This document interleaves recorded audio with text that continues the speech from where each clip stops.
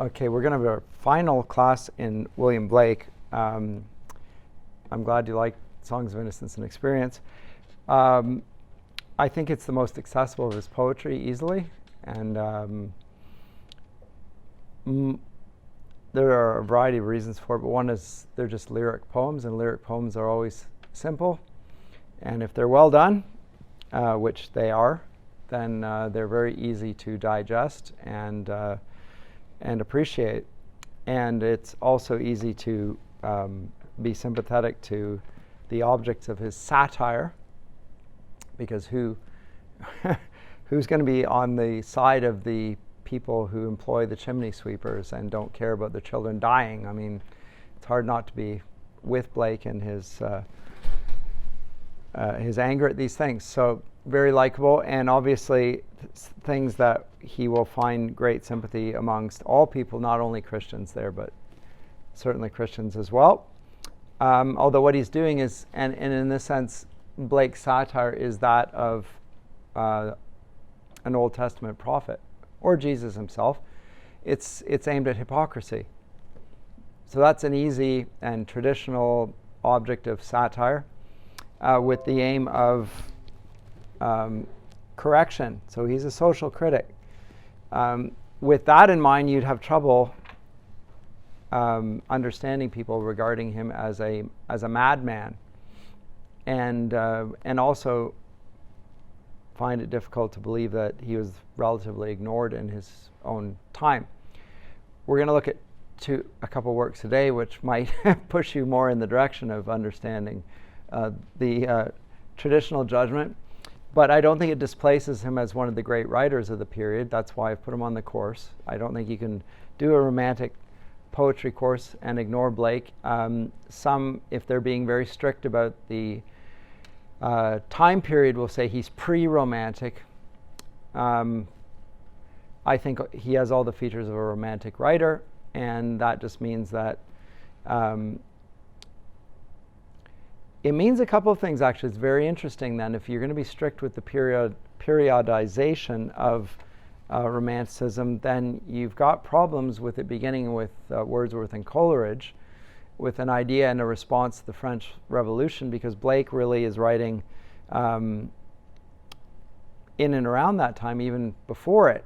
And so it suggests that there's an intellectual ferment, if you will, that gives rise to these writers, and they're not even the first ones to articulate it.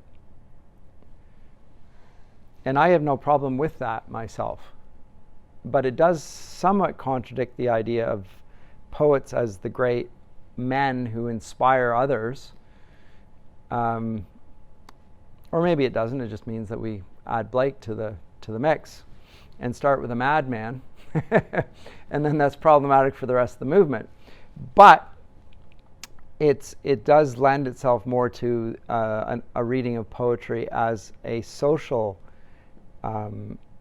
product, which I don't particularly like. So that we engage in cultural studies then. And Blake himself would strongly dislike this idea that he's a representative of his culture, because he is very strongly opposed to his culture. So he doesn't represent it. He represents a voice against it.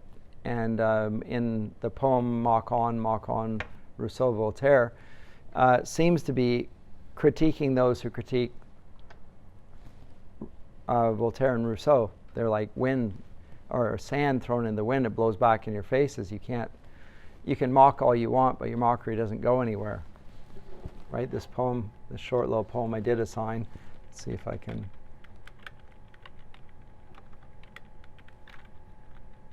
I wonder if is that going to get it? Yes. It's very short, so mock on, Voltaire, Rousseau, mock on, 'tis all in vain. You throw the sand against the wind, and the wind blows it back again. And every sand becomes a gem, reflected in the beam divine. Blown back they blind the mocking eye, but still in Israel's paths they shine. The atoms of Democritus and the Newton's particles of light are sands upon the Red Sea shore, where Israel's tents do shine so bright. Here a very clear support of the political agenda of the French Revolution. Voltaire and Rousseau were the primary French philosophers supported by that political force, and yet he's suggesting, I think quite cleverly here in the poem, that the spirit of mockery is vain, because the movement of the French revolutionaries is on the side of the people of God. So he's casting Voltaire and Rousseau, who are usually seen as anti-Christian writers, and they are strong critics of the church for sure. That doesn't make them anti-Christian, because the Old Testament prophets are critics of Israel and its apostasy. So it doesn't ipso facto make them anti, but I would think you would find that neither Rousseau or Voltaire want to be identified with Christianity. They're not Christian critics of church abuses. They are in favor of the abolition of the Christian religion entirely, without distinction. So it's a bit difficult for Blake to rehabilitate them and make them into quasi-prophetic figures. It's a bit of a stretch to put anti-religious figures as religious figures. And that's in keeping with Blake's general tendency, though, which is to exalt the imagination over traditional Christian orthodoxy. So he's problematic. You know, we like his reading of things, his tendency to go against the excesses of he's an anti-authority figure, an anti-establishment figure, and I think above all things, if you want to understand Blake, and he's not easy, you have to see that he's opposed to all forms of fixity and certitude. He thinks the imagination requires tension, not here's the fixed and solid doctrine and you just believe that and then you can stop thinking. There's always a tension going on there. This is how he presents it at any rate. We'll see that when we come to the marriage of heaven and hell. Heaven and hell, he says, without contraries, there's no progression. So he's a progressivist in many ways. Very much then a precursor to Hegel, where you have a thesis and an antithesis, and that just leads to a synthesis, which then can be opposed again, because that's the new thesis, and then it keeps on moving and so forth. So a sense of progress. He's not satisfied with any, as I say, orthodoxy. He seems to hate orthodoxy. He's orthodox in his hatred of orthodoxy. It's the same observation I've made over the years about Immanuel Kant. He is opposed to prejudice, all forms of prejudice, which makes it hard not to be on his side. Who likes prejudice? Nobody wants to be called prejudiced, etc., except then when we notice that he has a prejudice against prejudice. They're all wrong. Really? How about your prejudice against prejudice? Is that wrong? Because it is an unexamined opinion. You're just going to use it as a tabula rasa or a blank slate against all prejudices. Is there not such a thing as a right judgment? Christians will cite this belief that we are not to judge. Do not judge lest you be judged, quoting Jesus, forgetting that Jesus asked them to judge with a right judgment as well. So avoiding being judgmental, yes, because then you'll be like the Pharisees who judge wrongly, but you can't dispense with judgment altogether, because then you'd have no discernment. But in order to have discernment, you have to have a sense of black and white, or right and wrong, or good and evil. You have to have them. They have to have some sort of entity. There has to be a real good. Blake is going to make that, he's going to reject that view. And so you're going to find Blake less comfortable than you did. when you're looking at Songs of Innocence and Experience. He's not going to let you do that, or I'm not going to let you like Blake that easily. Not that I don't want you to like Blake, but he's just simply not that straightforward. He's a complex writer, and he comes up with his own mythology as well. I'm not even getting into his larger so-called prophetic works, which are very difficult because he comes up with his own mythology, his own terms, and it's hard to even figure out what they mean. You have to read a lot of Blake, and Blake is the precursor of W.B. Yeats in this sense. He very much has his own internal private mythology. So that makes him more complex than many of the writers that we'll look at. But the Book of Thel, well, I signed it last time, but I didn't look at it. Probably written around the time of the French Revolution, 1789. There is a dialectic here, and the dialectic is that of innocence and experience, but he presents them more in a mythic narrative of sorts. Here citing, in some ways, the book of Ecclesiastes. Wisdom with the silver rod, love in a golden bowl. The language that Blake uses is often, I think, heavily informed by the Old Testament. And Thel, again, this is part of his mythology. We have to figure, who is Thel here? Well, we're going to be told in the poem. Let me just read extracts from it. But with Thel's motto isn't a motto at all. Does the eagle know what is in the pit? Or wilt thou go ask the mole?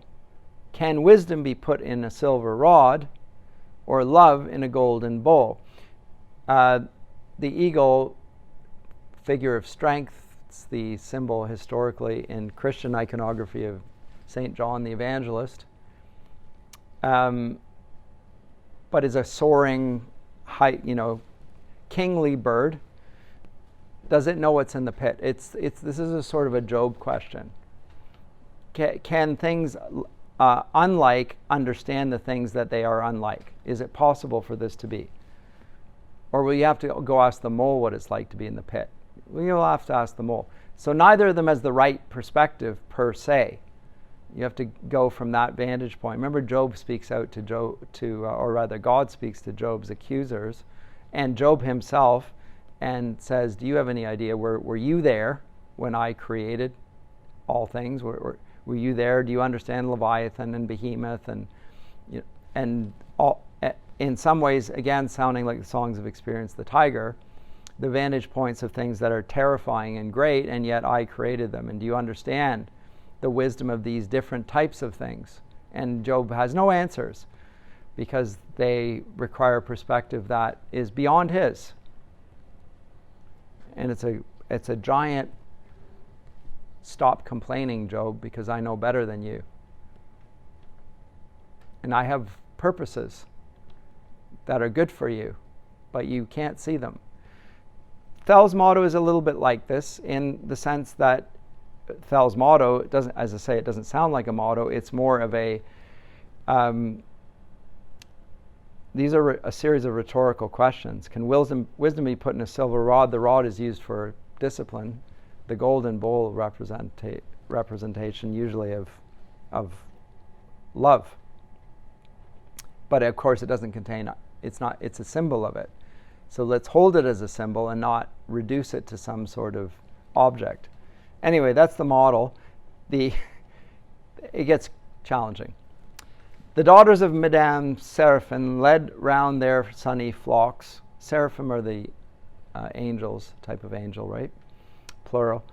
All but the youngest, she in paleness sought the secret air to fade away like morning beauty from her mortal day. Down by the river of Adona her soft voice is heard, and thus her gentle lamentation falls like morning dew. O life of this our spring!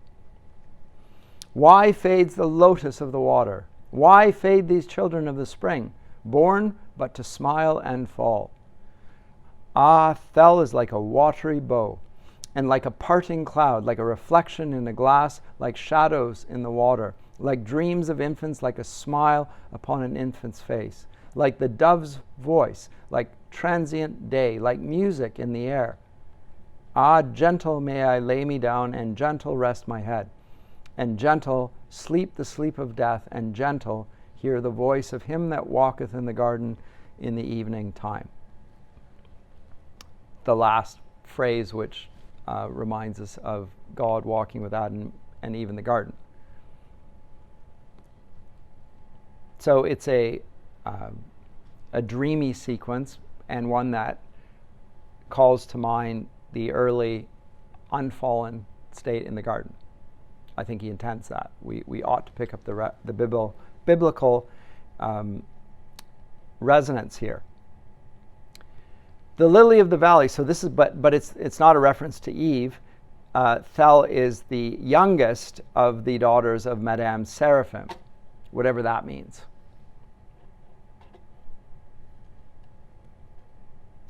But it has resonances there. So he's mixing, but still, biblical allusions are being made here, and intentionally so by us, by Blake rather. The lily of the valley breathing in the humble grass, well now it's a flower, but it's breathing, answered the lovely maid and said, I am a watery weed, and I'm very small,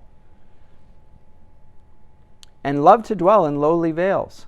So weak, the gilded butterfly scarce perches on my head. Yet I am visited from heaven, and he that smiles on all walks in the valley, and each morn over me spreads his hand, saying, Rejoice, thou humble grass, thou newborn lily flower, thou gentle maid of silent valleys and of modest brooks, for thou shalt be clothed in light and fed with morning manna, till summer's heat melts thee beside the mountains, the fountains and the springs, to flourish in eternal vales. Then why should Thel complain? So why is Thel complaining? The lily of the valley, who's far weaker, is nonetheless visited by God daily and rejoices. So what's the grounds for complaint on Thel's part? So we get the portrait of innocence in Thel herself, also here in the lily of the valley, very fragile and yet beautiful, aware of the presence of God, who speaks even to his creation. Why should the mistress of the vales of Har utter a sigh? This is the second plate, if you were looking at it with the plates beside it. Thel answered. She ceased and smiled in tears, then sat down in her silver shrine. Thel answered, O thou little virgin of the peaceful valley, giving to those that cannot crave, the voiceless, the o'ertired, thy breath doth nourish the innocent lamb. He smells thy milky garments. He crops thy flowers, while thou sittest smiling in his face, wiping his mild and meekened mouth from all contagious taints. Thy wine doth purify the golden honey, thy perfume, which thou dost scatter on every little blade of grass that springs, revives the milked cow, and tames the fire-breathing steed. So Thel agrees with the lily of the valley how blessed she is. She not only causes pleasure, she creates delight in other creatures, spreads only goodness.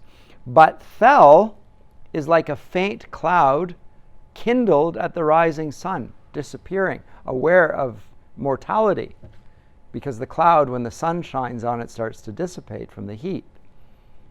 I vanish from my pearly throne, and who shall find my place? So here's the beginning of the loss of innocence for Thel.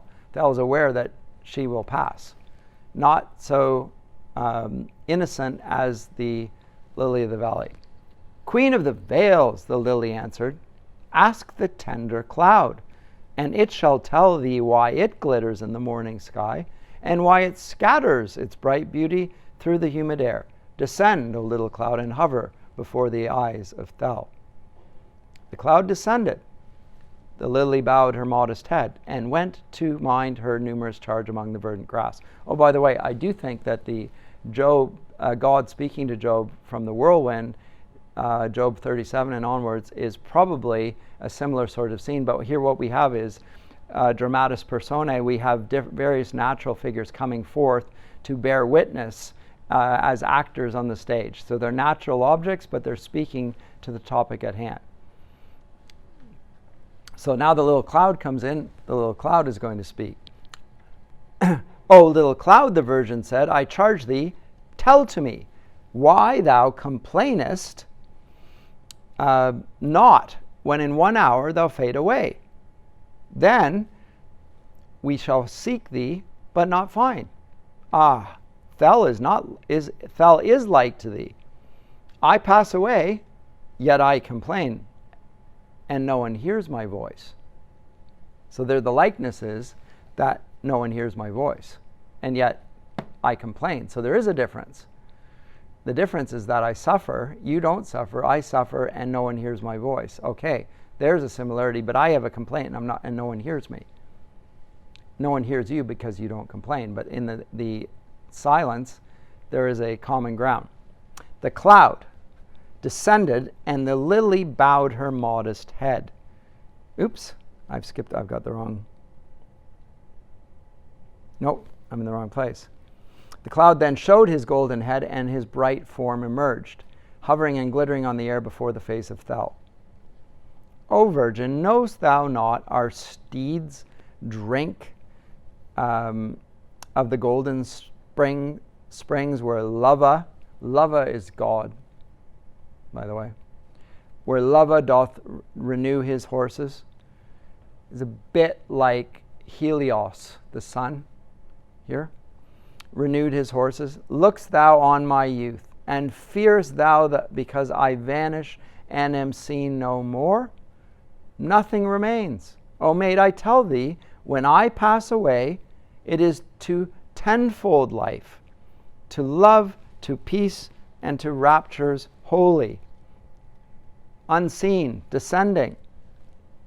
Weigh my light wings upon balmy flowers, and court the fair I do, to take me to her shining tent. The weeping virgin, trembling, kneels before the risen sun, till we arise, linked in a golden band, and never part, but walk united, bearing food to all our tender flowers. So she does disappear, but only because she unites in a still greater thing. So there's glory in her passing. That's the point. Dost thou, O little cloud? I fear that I am not like thee, for I walk through the vales of Har, and smell the sweetest flowers, but I feed not the little flowers. I hear the warbling birds, but I feed not the warbling birds. They fly and seek their food. But Thel delights in these no more, because I fade away. And all shall say, without a use this shining woman lived, or did she only live to be at death the food of worms? So again, troubled by mortality.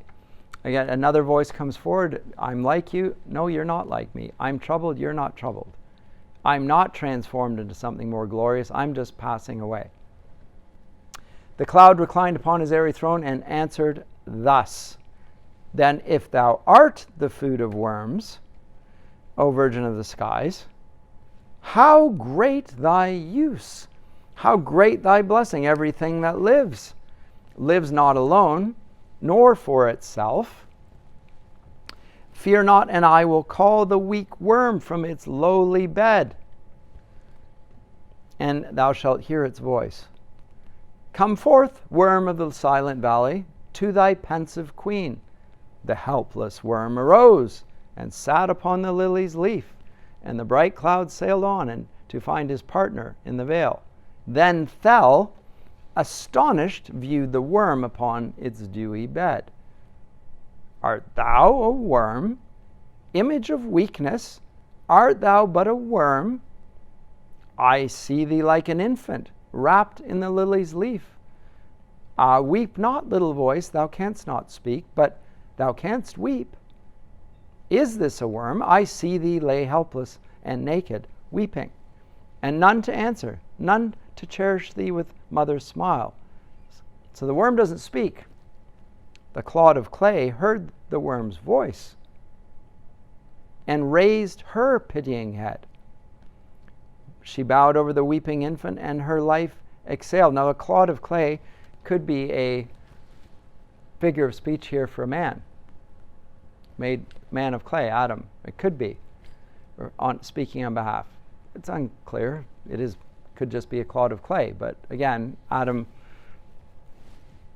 right, has those resonances in Hebrew.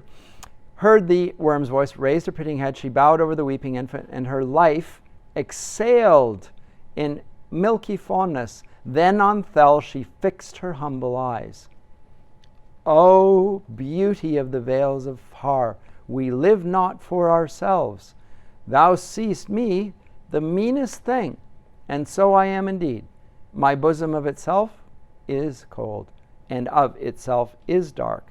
But he that loves the lowly pours his oil upon my head, and kisses me, and binds his nuptial bands around my breast, and says, Thou mother of my children, I have loved thee, and I have given thee a crown that none can take away.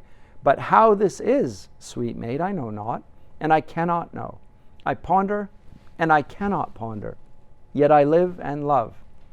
The daughter of beauty wiped her pitying tears with her white veil, and said, Alas, I knew not this, and therefore did I weep. That God would love a worm, I knew, and punish the evil foot, that willful bruised its helpless form. But that he cherished it with milk and oil I never knew. And therefore did I weep, and I complained in the mild air, because I fade away, and lay me down in thy cold bed, and leave me shining lot. Queen of the vales, the matron clay answered, I heard thy sighs, and all thy moans flew o'er my roof, but I have called them down. Wilt thou, O queen, enter my house? 'Tis given thee to enter, and to return. Fear nothing, enter with thy virgin feet.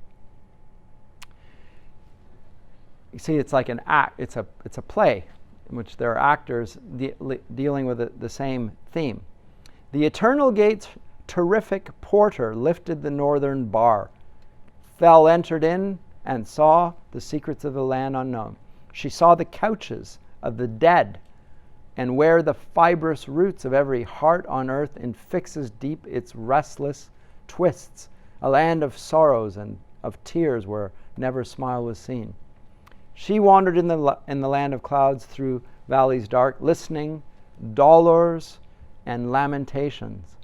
Waiting oft beside a dewy grave, she stood in silence, listening to the voices of the ground, till to her own grave plot she came. And there she sat down, and heard this voice of sorrow breathed from the hollow pit.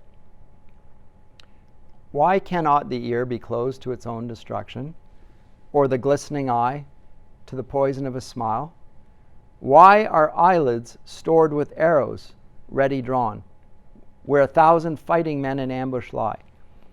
Or an eye of gifts and graces, showering fruits and coined gold? Why a tongue impressed with honey from every wind? Why an ear, a whirlpool fierce to draw creations in?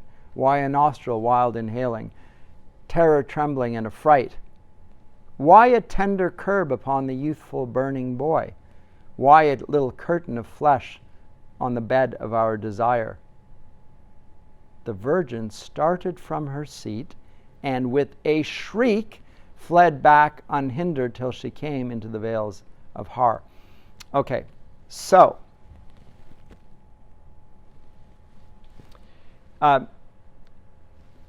do you understand the conclusion of this? I suspect not.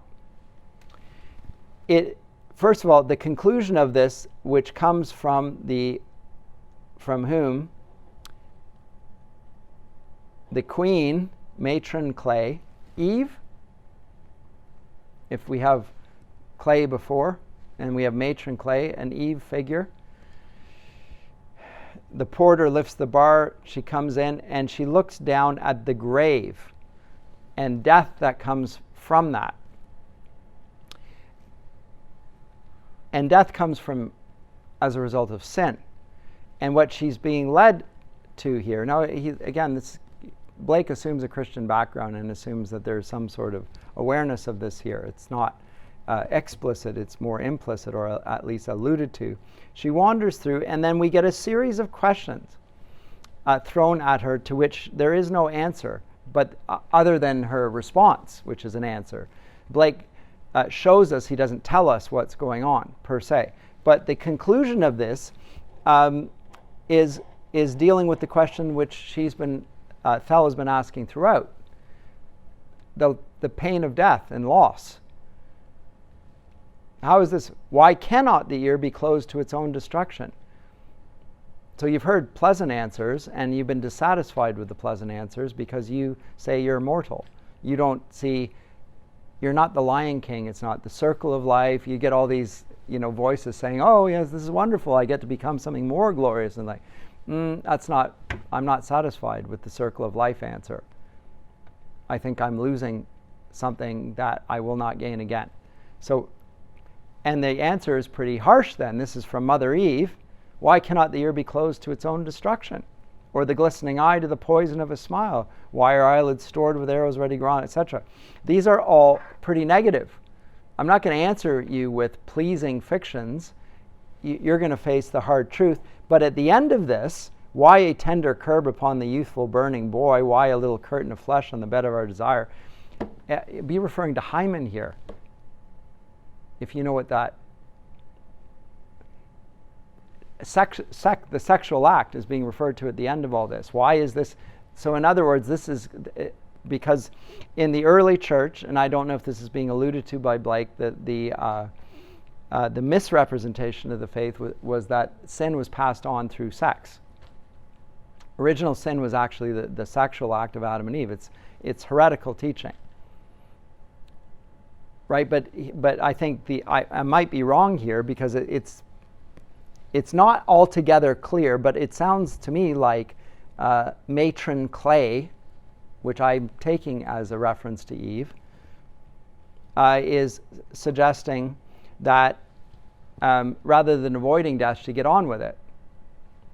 And her response is to shriek and go back and try and avoid sex. You may think I'm reading into this, but I think that's what is happening here. You can't avoid experience. It cannot be avoided. And she wants to stay in innocence. And for Blake, innocence is a form of fixity that we cannot reside in. We experience comes with life, and it needs to be embraced. He's not promoting promiscuity here, but he is questioning the idea of virginity, of innocence as a state we can stay in, as a fundamental goodness.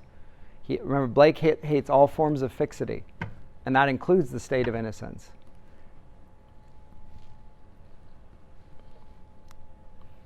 This is more suggestive. I certainly wouldn't want to build a whole case for Blake's views out of this one poem, but it seems to me that's where this is going then, in the end. Is the answer from Eve, an Eve-like figure, that is happy to embrace destruction and not say it's a better thing. And yet, nonetheless, you should face it. And Thel runs away from this in response. It's a little story. It's a little. What does it say? The narrator Perkins here at the outset, or rather the editor, he says it is in some aspects, a transposition of the aspects of the dialectic of innocence and experience in a mythical narrative. Yes, I think that's right. So Thel represents an innocent figure who sees other types of innocence, and yet she's not placated by them because she has a sense of her death as a loss to her.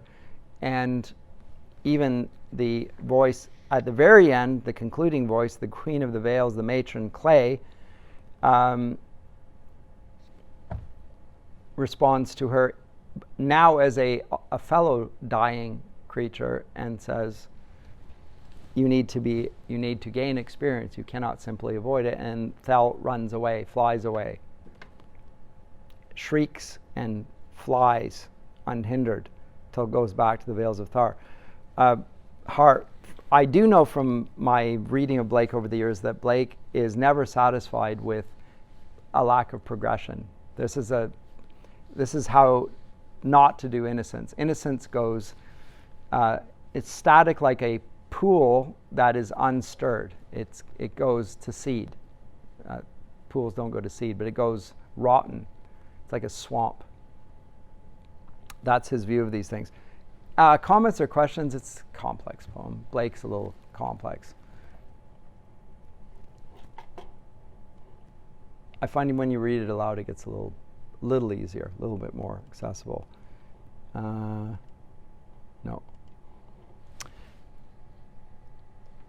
Now, this is the marriage of heaven and hell. What do I want to say about the marriage of heaven and hell? Very influential little satire. C.S. Lewis alludes to it in his book, The Great Divorce. In his the preface to it, he refers to it and he says he has no idea what Blake's talking about. I don't think he doesn't quite say that. He says that he's not equipped to be able to exactly understand what he's saying. But again, in that we also have other forms of engagement with heaven and hell, like Dante in there. And again, if you want, you can go back to my lecture on that when I lectured on Lewis last year. But he's talking about the Great Divorce, and it's an explicit engagement with this, suggesting that they're absolute contraries and opposites, and they're motivated by, again, Lewis's writing is always animated by the idea of love rightly applied and love wrongly applied. For Blake, there is no wrong application of love. He's not taking it in quite the same. He sees love in the form of energy or desire. And any desire pursued with sincerity seems to be a good thing. And he's going to invert things. And what you're going to find in the marriage of heaven and hell is that all of the expectations and associations with heaven, Blake associates with hell, and vice versa. This is why Lewis says, I'm not quite sure what he's doing here, other than inverting and satirizing and saying that the religious figures are bad guys and the bad guys are actually misunderstood good guys or something like that, or there's something good in the destructive power. In the same way, perhaps we just saw with the Book of Thel, there's something good in experience here. Experience is not bad per se.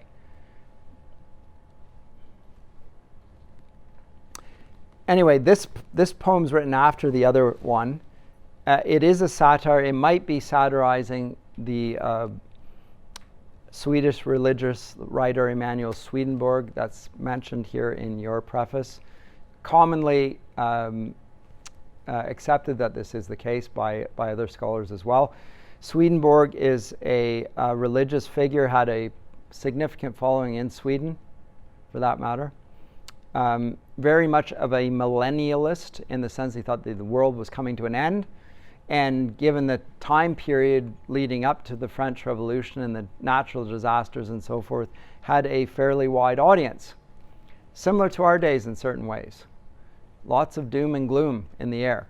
And people start listening to the prophetic figures who are always outside the camp. Right? You don't look for answers in the establishment or from the establishment in an age in which the establishment is the problem.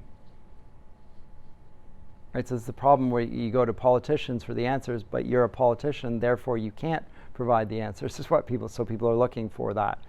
And that this problem ferments, basically, and it just gets more and more fractious. Especially if somebody seizes the moment and appears to represent the people and then is a fraud. That just creates further disenchantment. Anyway, Blake initially followed Swedenborg, but eventually he turned on him and found his views unappetizing. And as he says in his own, one of his own aphorisms here, I must embrace my own imagination. He doesn't say that. I must have my own thoughts.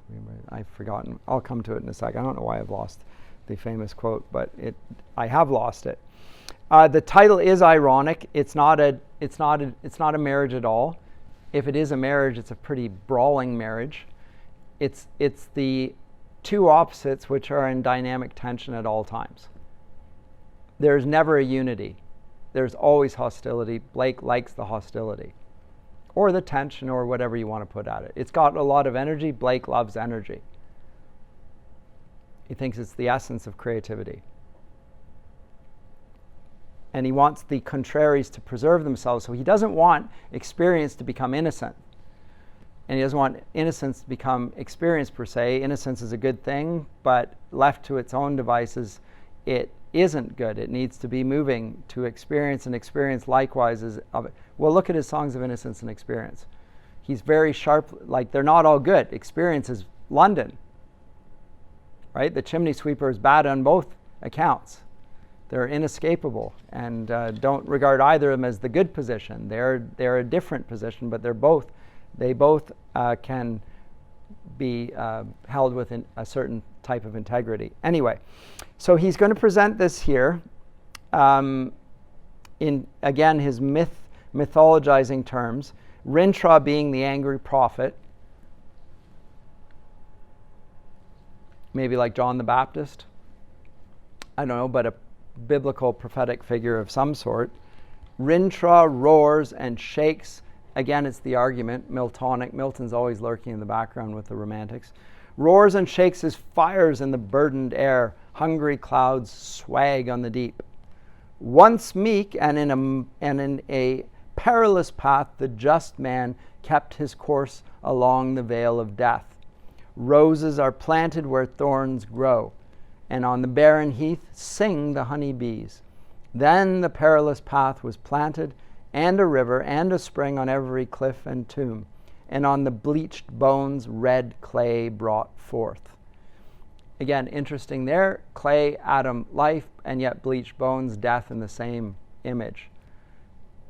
Quite a powerful combination there. Till the villain left the path of ease to walk in perilous paths and drive the just man into barren climes. Okay, who's the just man who got driven into... we got to guess at this, but the man who gets driven into barren climes is probably none other than Cain. Driven. I'm guessing here. Who gets driven? Is death. Blake will have a very idiosyncratic reading of Scripture. He never reads it literally. He sees it as an imaginative thing. Cain is opposing God, but God is not God in a traditional sense. He's a figure of rules and authority, and by defying him, you're doing the right thing. Always defiant, always the rebel. Blake's a rebel. He's an antinomian. This is a good phrase or term to understand Blake. He is an antinomian. He hates all law. He hates all forms of fixity. When I say antinomian, I mean in a very broad sense, not just he's against the law of the land. He doesn't like rules. He thinks the rules are there, but the rules are there to be pushed against.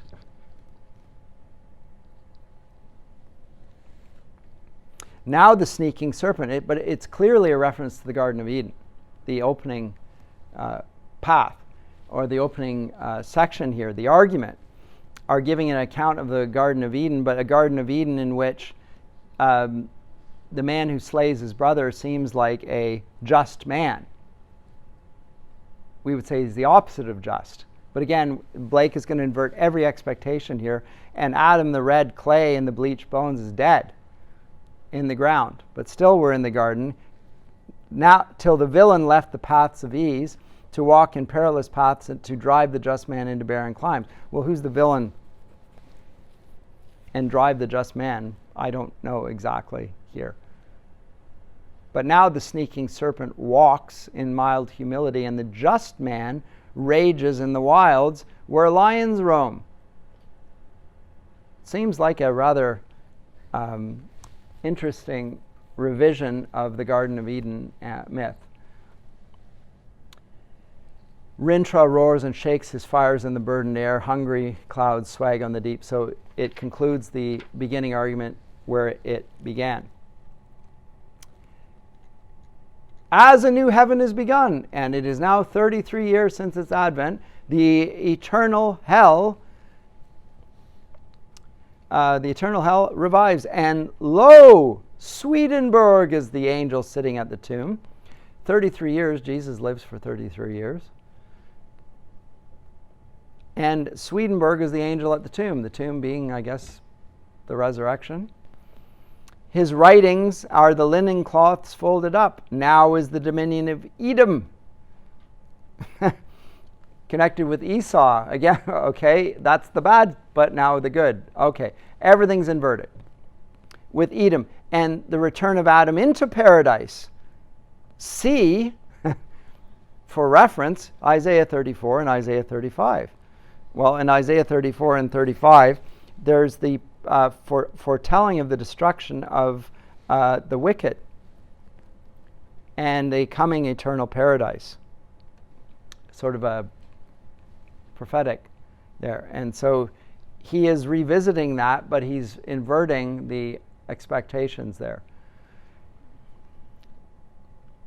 Because, again, in his day, he regards the clergy as hypocrites and so forth, and so the righteous are not the religious authorities; they're the meek and the lowly, the poor, etc. So he's inverting all the expectations here. Okay, so here's the statement: without contraries is no progression.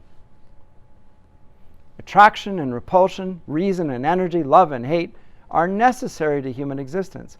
From these contraries spring what the religious call good and evil. Good is the passive that obeys reason.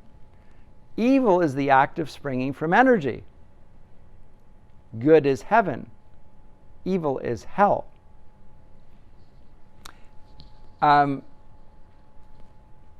He's playing with us here.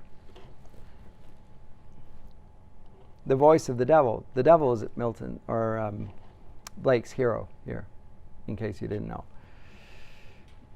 Good is the passive that obeys reason, but note again now he associates it with reason. So it's a critique of the Enlightenment. He really is a strong, and again, we're going to find that there's a common antipathy of the Romantic authors to Enlightenment rationalism. It's just almost ubiquitous. When they critique reason, what do they mean by reasoning? That's one of the questions we have to ask. Is it every use of reason? That's all. They make arguments themselves. They reason. What do they mean by that? They mean a particular type of reasoning. Is it the rationalizing, self-justifying actions of the elite that are oppressing the masses? Probably. Is it the use of science to justify what's going on?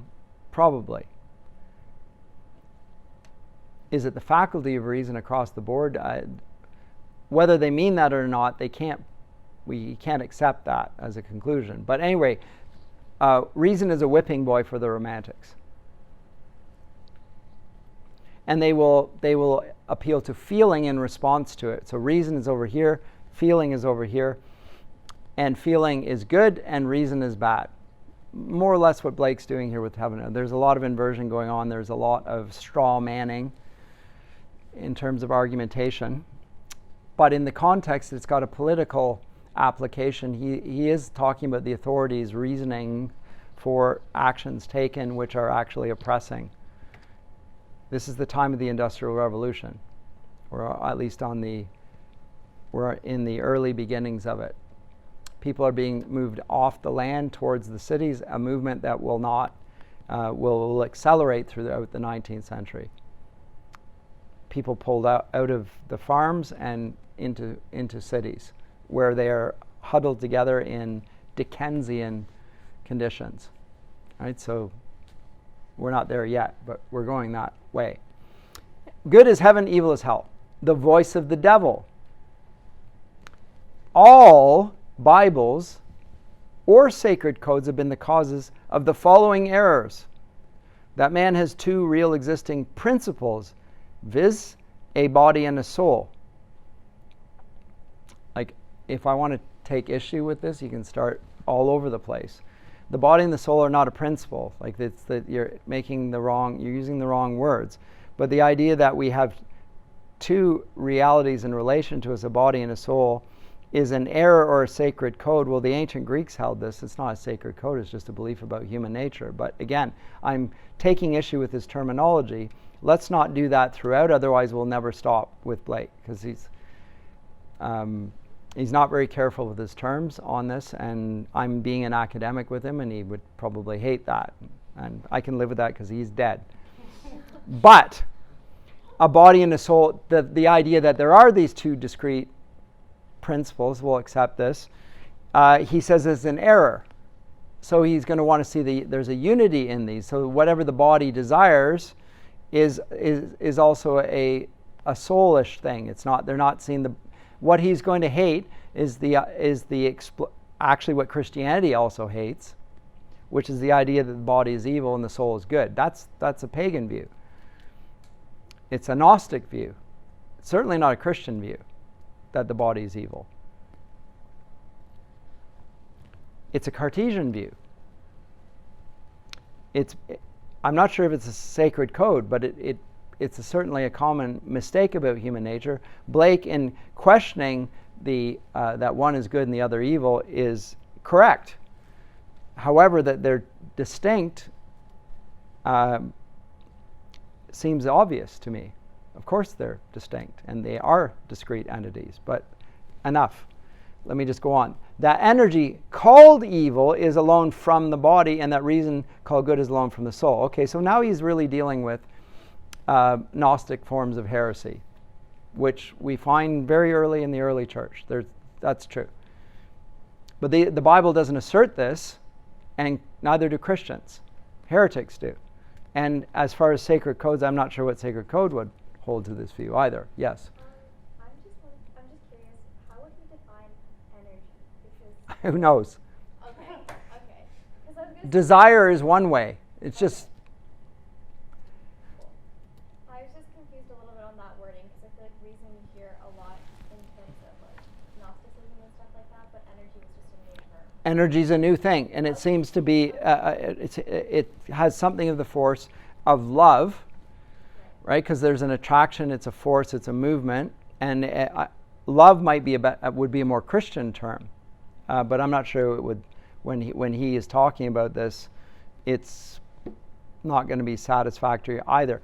I don't. When he starts doing this, I think you are, as your contemporaries thought you're mad. You're using terms, and like when you start listing and here are the principles, but none of these words mean what you say they mean. And nobody thinks that they do either. So you're in your own world and going after something, and you just have to accept that. So let's engage with this. But this is why Blake is, as much as you like him, difficult to read. That energy called evil is alone from the body. Who says that? Who says that? I have no idea. But that evil comes from the body, that is a Gnostic view. That the body is evil and that we live, that the body is like a cage for the soul, that's a standard ancient view. And Eastern religious view, for that matter. And that life is like a maya, an illusion that you live in and so forth. And your body is not, it's not really you, there's a spirit inside of you, and if you're lucky, you keep getting reincarnated and eventually you reach nirvana and it's all gone and the body's gone. So the body's is sort of an evil thing. But it's not you, that's for sure. Blake disputes that and says that energy which is called evil is alone from the body. So he wants to rehabilitate the body. Well, good on him. But he doesn't do it in a very good way. And thirdly, that God will torment man in eternity for following his energies. Well, I guess what your body desires. Well, I could go to pop lyrics for this. You got to do what your body wants, this sort of thing. I'm not going to quote a pop song because it'll go through your heads and that would be bad. But it's just like, right? All right. And God will torment you in eternity for following his energies. Okay. But the following contraries to these are true. Man has no body distinct from his soul. Not true. But anyway, for that called body is a portion of soul discerned by the five senses, the chief inlets of soul in this age. So he's making the connection between soul and body. But remember what we said about his Lockean psychology. It's that experience is the means by which the soul learns, and in a sense, the five means of experience are the five. Then he's connecting the body and the soul. So I guess everything's soul or everything's body. But he's still distinguishing them, actually. He's just making the connection. Okay, secondly, energy is the only life and is from the body. Hold on, if the body is just a portion of the soul, then isn't it from the soul? Never mind. I mean, he just said that the body is a portion of soul discerned by the senses. Then energy is actually from the soul as well, and not just by the body, but whatever. It's polemic, and it seems to me silly. And reason is the bound or outward circumference of energy. So there you get. Reason is presented as a limitation, as a sort of a line, a law that circumscribes the energy. Energy is eternal delight. Those who restrain desire do so because theirs is weak enough to be restrained. I like that. And the restrainer or reason usurps its place and governs the unwilling. Now he's starting to sound like Nietzsche here. He's getting there. The reason why he'll criticize Christianity for being a slave religion. Because the reason that they accept it is because they're slaves, but if they actually had any ability to do otherwise, they would never accept this idea of being servants of all. You need to have the will to power. This is proto-Nietzschean thinking here. And by being restrained, it by degrees becomes passive till it is only the shadow of desire, just like Thel was. The history of this is written in Paradise Lost. Milton would be surprised. Milton would be very surprised. And the governor or reason is called Messiah. Okay. Messiah represents reason who circumcises. Okay. It's a very interesting reading of Paradise Lost. Say Milton would not recognize it. And the original archangel or possessor of the command of the heavenly host is called the devil or Satan, and his children are called sin and death, okay? But in the book of Job, Milton's Messiah is called Satan.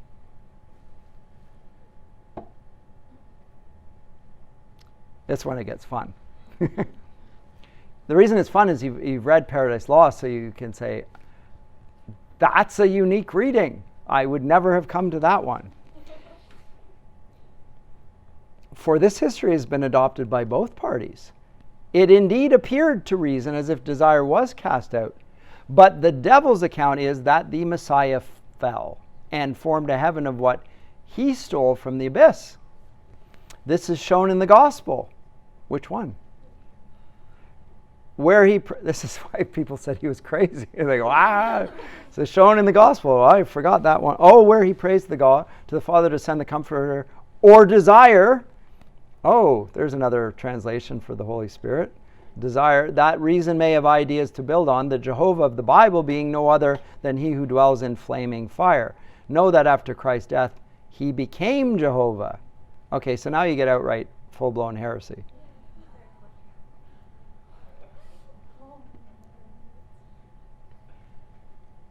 After his death, he became God. So he wasn't, and he becomes God, right? So there's just... But in Milton, the Father is destiny, the Son a ratio of the five senses, and the Holy Ghost vacuum. Note, most people have skipped over that and they don't even quote that, but they do quote this. The reason Milton wrote in fetters when he wrote of angels and God, and at liberty when of devils and hell, is because he was a true poet and of the devil's party without knowing it. At least he has that caveat there. the more powerful passages in Paradise Lost are in books 1 and 2, he says. Because he was of the devil's party. But without knowing it, he's not that crazy that he thinks that Milton was actually promoting the devil as his hero. But he implicitly was, because he was a great poet, because he had an imagination. Otherwise, you have to, it's really problematic. All the Romantics colonize the past to get it to say what they want it to say, and it always says what they say. So Milton's really just saying what I was saying, and he just didn't know enough, or he was captive to his age, but he was a great man, and so on.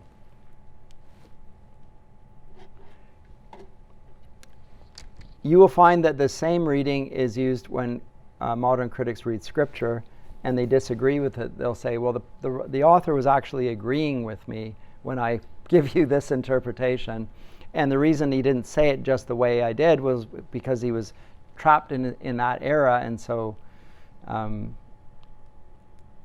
it's just a narrative. It's not meant to be taken literally, whatever. Anyway, so here's Blake. I'm not going to get through this now, having flapped on for so long. So I'll skip over some of these and skip over the memorable fancy and go directly to the Proverbs of Hell. And these really do sound like Proverbs, and could even be seen to possess wisdom, some of them for certainly. In seed time, learn; in harvest, teach; in winter, enjoy. If you're thinking about times of life. Drive your cart and your plow over the bones of the dead. Not sure about that one, but let the dead think for yourself.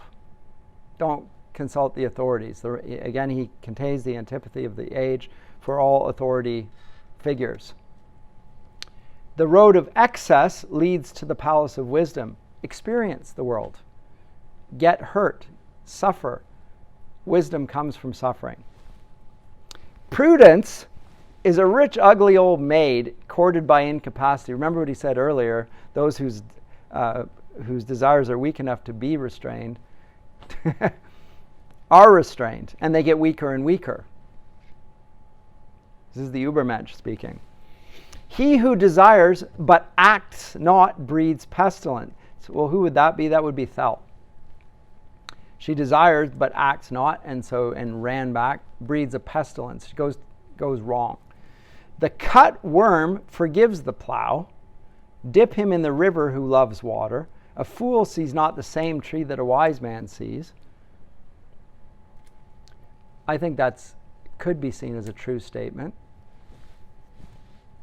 Sounds clever anyway. You liked him. He whose face gives no light shall never become a star. That could be on a Hallmark card. Eternity is in love with the productions of time. Note that he takes contraries, and yet he marries them. The busy bee has no time for sorrow. The hours of folly are measured by the clock, but of wisdom no clock can measure. All wholesome food is caught without a net or a trap. Bring out number, weight, and measure in a year of dearth. No bird soars too high if he soars with his own wings. A dead body revenges, not injuries. The most sublime act is to set another before you. That sounds closer to Christian. For there. If the fool would persist in his folly, he would become wise. Well, that's very Blakean. Not scriptural at all. You don't get wise by doing more, becoming more and more foolish, as if there was a sort of a circle. You come around, if you're really foolish enough, then eventually you'll learn from your mistakes. It's a spiral that doesn't stop going down. Folly is the cloak of knavery. Shame is pride's cloak. Prisons are built with stones of law. Brothels with bricks of religion.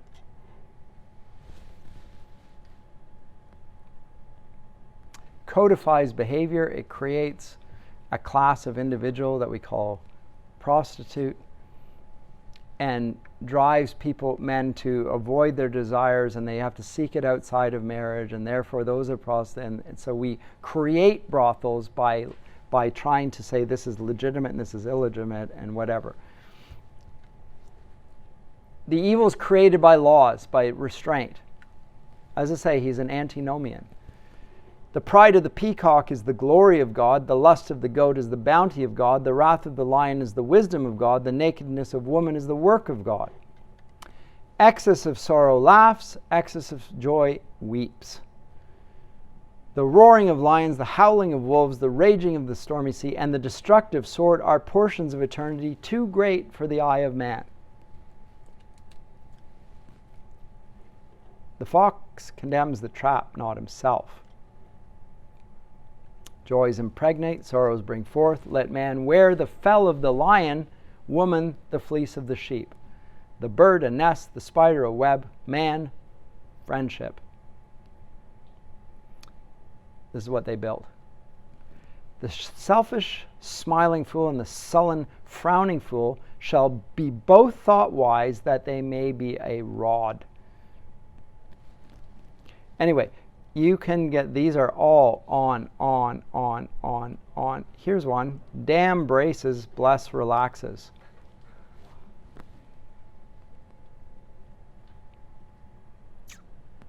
I think you need to get Edmund Burke in your head for that one. The sublime and the beautiful. The sublime creates terror, and that restrains you. The beautiful delights you and has the opposite effect. You open up to be like a beautiful little cuddly baby or whatever. It's Burkean psychology coming out in that sort of. The best wine is the oldest, the best water the newest. True. Prayers plow not, praises reap not, joys laugh not, sorrows weep not. It's a bit like Ecclesiastes. There's a season for all things. Intermixed with this. Sooner murder an infant in its cradle than nurse unacted desires.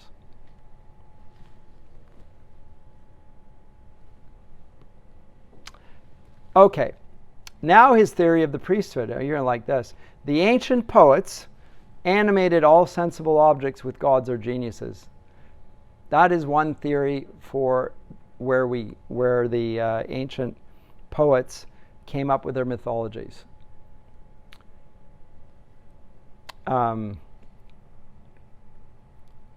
It's called euhemerism. Ancient kings were made into gods. I don't have or do I? I do have You heard me use this phrase before? I'm not able to pull it out here.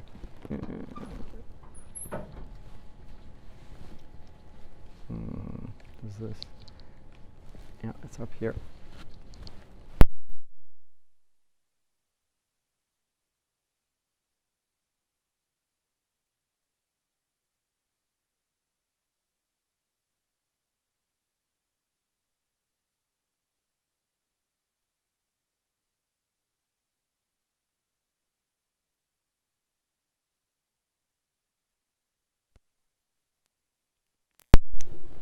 Euhemerism, it's I think a Christian monk who was speculating on where the stories of ancient gods and goddesses came from, and it was his speculation that these were ancient kings that were mythologized into being divine beings, etc.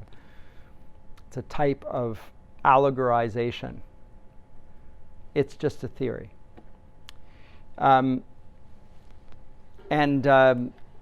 Blake is adhering to this, whether he's acknowledging it or not, something like this. The ancient poets animated all sensible objects with gods or geniuses. The only thing he doesn't attribute them to political figures, but calling them by names and adorning them with properties of woods, rivers, mountains, lakes, cities, nations, and whatever their enlarged and numerous senses could perceive.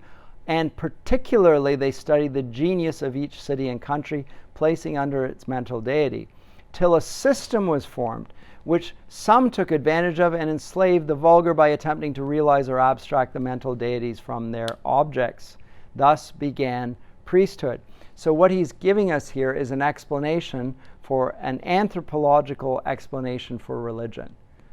And it's fundamentally exploitative once it reaches the ages of being a religion proper. He's a strong critic of religion. Religion is the imagination that has been codified and now said, this is what God's like and not this. It's already gone off the boil. So as I say, everyone can embrace Blake when it's innocence, Songs of Innocence and Experience. When then he moves on to this, then it's like, oh, why? You really went off in an interesting direction here. Thus began priesthood, choosing forms of worship from poetic tales, and at length they pronounced that the gods had ordered such things. Thus man forgot that all deities reside in the human breast. And the faculty for creating the myths is the imagination. And that is where he would point us back to, not to the debased currency of religion. We'll pull it back to the imagination which created the religious systems to begin with. So he is a radical innovator, a reformer of sorts. You could see him as a reformer, Blake. A memorable fancy, the prophets Isaiah and Ezekiel dined with me, and I asked them how they dared so roundly to assert that God spoke to them, and whether they did not think of the time that they would be misunderstood and so be the cause of imposition. Isaiah answered, I saw no God, nor heard any in a finite, organical perception. But my senses discovered the infinite in everything.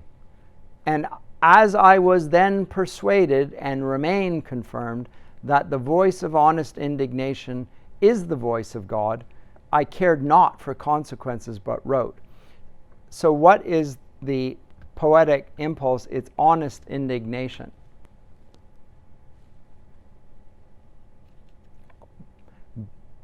The first certainly begs the question, what does honest indignation mean? It seems, anyway. Then I asked, does a firm persuasion that a thing is so make it so? Good question. He replied, all poets believe that it does. And in ages of imagination, this firm persuasion removed mountains. But many are not capable of a firm persuasion of anything. Okay. So when Jesus says if you have faith, you'd move mountains, what he meant is if you had enough imagination, you'd be able to move the mountains. Then Ezekiel said the philosophy of the East taught the first principle of human perception. Some nations held one principle for the origin, some another.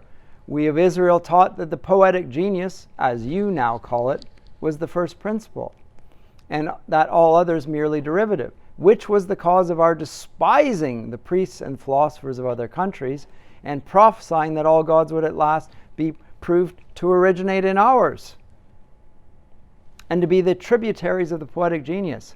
It was this that our great poet King David desired so fervently and invoked so pathetically, saying by this he conquers enemies and governs kingdoms. And we so loved our God that we cursed in his name all the deities of surrounding nations and asserted that they had rebelled. From these opinions the vulgar came to think that all nations would at last be subject to the Jews. Okay, so it's a revisionist history of Scripture based on this is Ezekiel speaking again, just like Isaiah. He's going, what?